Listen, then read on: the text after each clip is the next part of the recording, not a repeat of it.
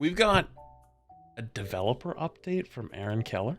Developer update from Aaron Keller. Game director Aaron Keller reflects on Season 2 and hints at updates coming in Overwatch 2. Hi everyone. This piece, wow, I'm already off to a really strong start here. Aimed at looking at some of the topics that have come up in the community over the course of Season 2. This won't be comprehensive enough to look at everything that players are talking about, but our intent is to do this every few weeks, so we'll be able to start diving into smaller topics as we go. Also, the goal here is to keep you up to date on what we are thinking and planning, but not necessarily to be the source of all the reasoning and detail behind those decisions. Okay, interesting. So let's get to it. The new ranked mode suffered from poor comprehension. There was confusion around players' real rank and how that translated to their skill level. They're self-aware. Difficulty forming groups with friends, and a negative impression of the matchmaker when players of different ranks were put into the same match, even if their skill levels were similar. Okay, so basically what this means was people were really complaining about, like, you would see plat players in your diamond games, even though there was your plat players in your GM games. Diamond. I wish it was plat and diamond. Plat players in your GM games, and be like, well, I have a plat player, but it's like their MMR, their number behind the scenes was actually GM, but they hadn't played enough games to get up to that point yet because of the resets. But like, that was so, like, they were trying to do like the Apex system, but do it Overwatch's way, and it was so, and I made a video about this trying to explain to people how it worked, and I sounded like an off the wall, like, basement dwelling scientist trying to explain to people how the math on it worked or how the system worked, and it was so dumb. But it was like, I was right, that is how it worked, but I couldn't convey it to you because it was so stupid. Like, the only reason I knew is because I had been playing this game for so many years, so explaining it to new players was just absurd. So I'm really glad that they're talking about that. We will be implementing some changes in Season 3 and quite a few more in Season 4, all aimed at creating more clarity in the system. More details on short-term changes and long-term vision will be coming soon, TM.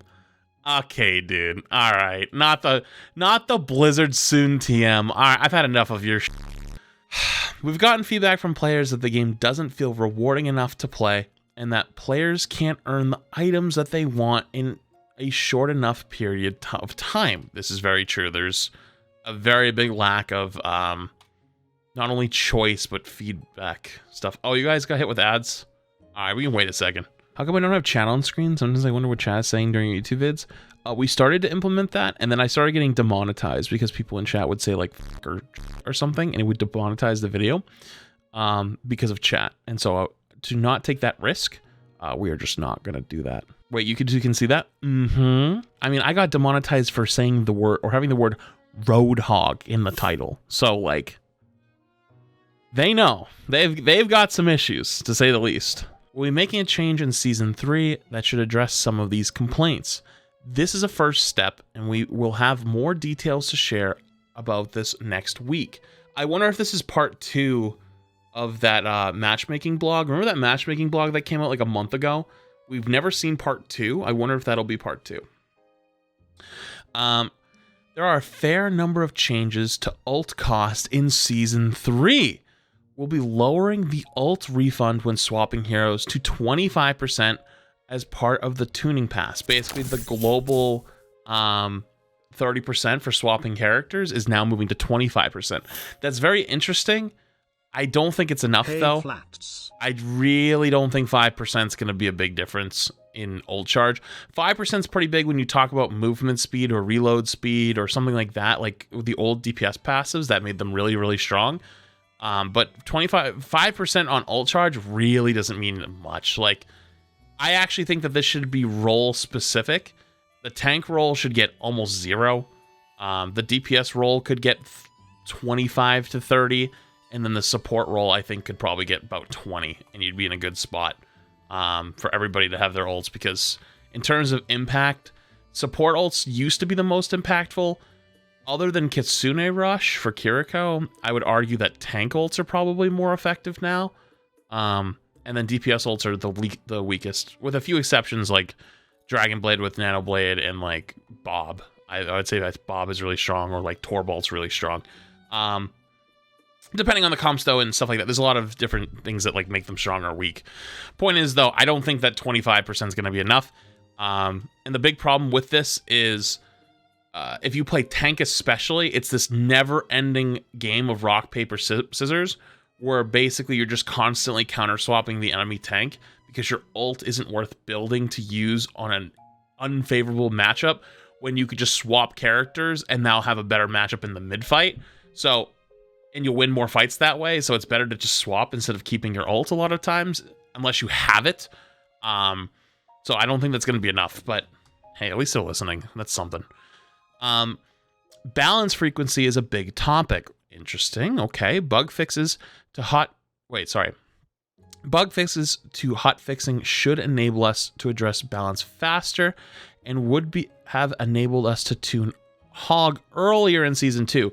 So basically what Alex said on stream was basically like 3 or 4 heroes got bugged with the hot fixing tool, and they couldn't use the hot fixing tool to fix them, and Hog was one of them. That's why it took so long.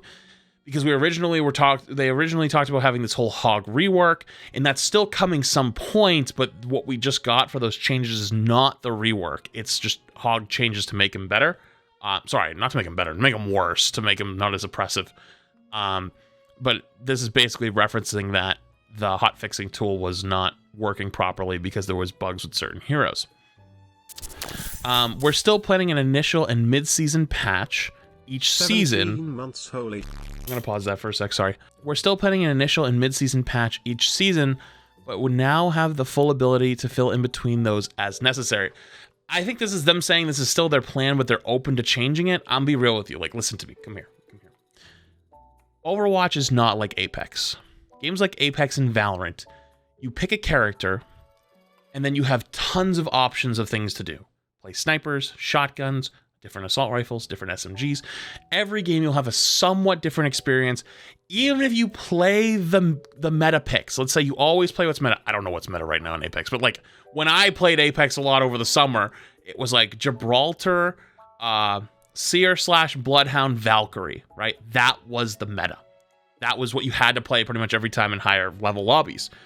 You could play other stuff, kind of like in Overwatch. You can sometimes get away with other stuff, like Horizon or whatever, but like not the point. Every game, you had different options. You had different guns that you would favor. You had the guns that were meta, whatever. Overwatch isn't like that. Overwatch, you always have the same gun in your hand, the same abilities at your disposal. You don't get to pick up new stuff and try other stuff on those characters. Whenever you pick a character, you are locked into it all the time. There's not a different experience to be had. One mid-season patch for every 2 months is not going to be enough, and the reason being is not only is it not enough to keep the game fresh, but the Overwatch team has kind of proven at this point is that its balance patches do not shake up the meta. They are not aggressive enough with them.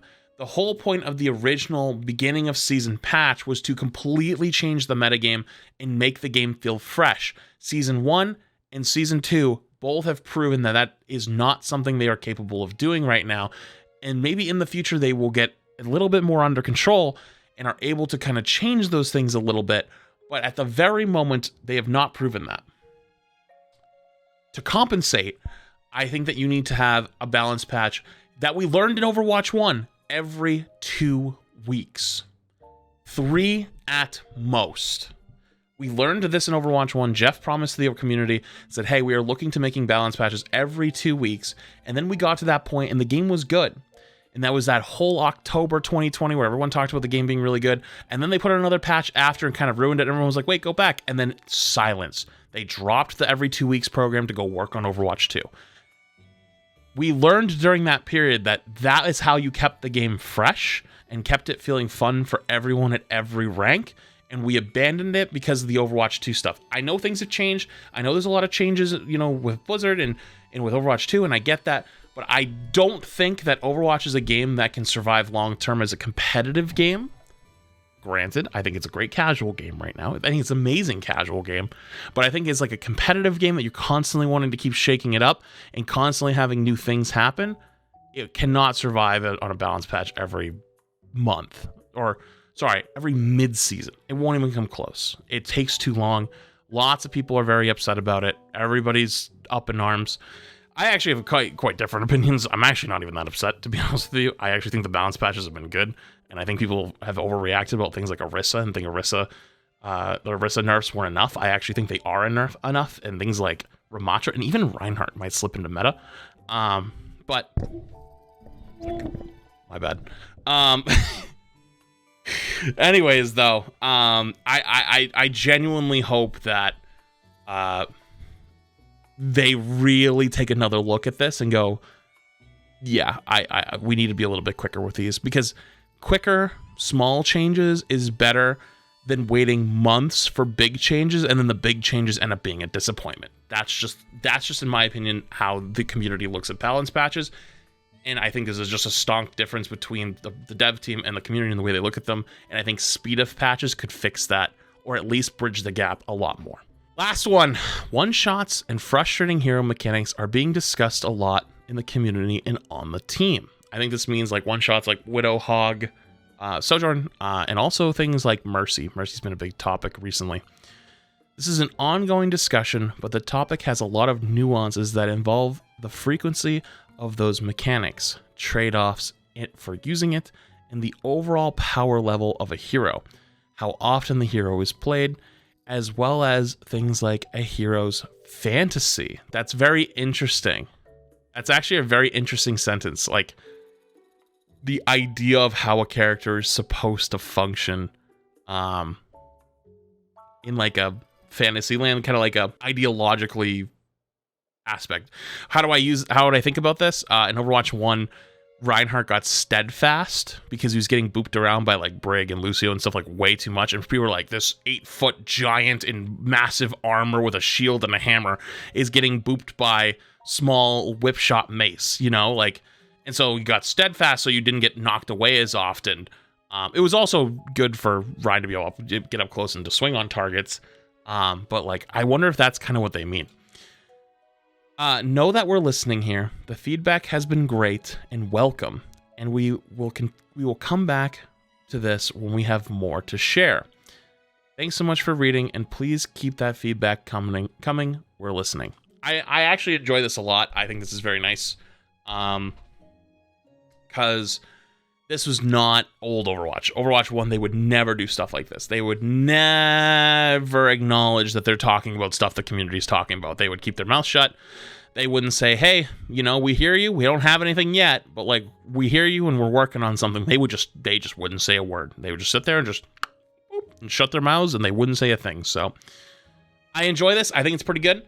And I look forward to seeing what they have to say, but my big one is this frequency of patches. I think that one big one at the beginning of the season, quote unquote big, in a mid-season isn't going to be enough, because they've shown to us that they don't make drastic enough changes in the beginning of the season. So anyways, though, there's your dev update.